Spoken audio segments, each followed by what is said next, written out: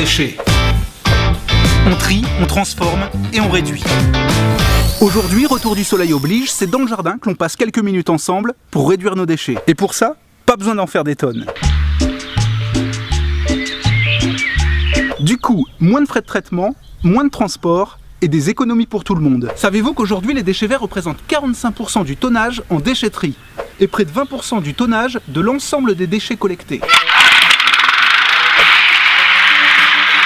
Et la pelouse, même séchée, ça pèse un peu. À l'heure où les déchets verts ou les résidus de jardin ne cessent d'augmenter, quelques collectivités comme Tours Plus ont pris les devants en valorisant au mieux les copeaux, les branches ou les feuilles, ou encore la pelouse que vous retrouvez en compost sur le parterre des communes. Vous aussi, dans votre jardin, vous pouvez recycler. Tonte de gazon, feuilles mortes, résidus d'élagage, une fois coupé, c'est un véritable trésor que vous possédez. La pelouse pour le paillage, le trognon de pomme avec les déchets de la cuisine pour la basse-cour, le petit bois pour le barbecue, ou le tout pour votre compost, une véritable cure de vitamines pour vos rosiers ou votre poirier.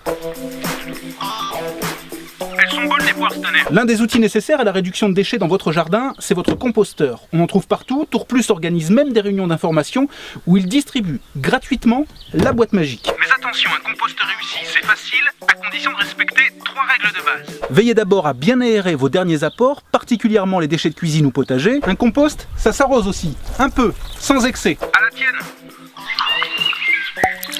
Enfin, il faut veiller à un bon équilibre carbone-azote. La formule magique, c'est 40% de déchets bruns pour 60% de déchets verts. Et avant de vous en servir, pensez bien à l'emplacement de votre composteur. Posez-le sur le sol, à même la terre, plutôt à l'ombre pour éviter le dessèchement en été, et plutôt proche d'un point d'eau pour pouvoir l'arroser régulièrement. Même si une simple ouverture du couvercle quand il pleut peut suffire.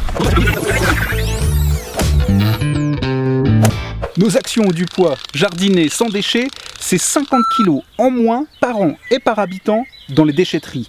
Ensemble, réduisons nos déchets.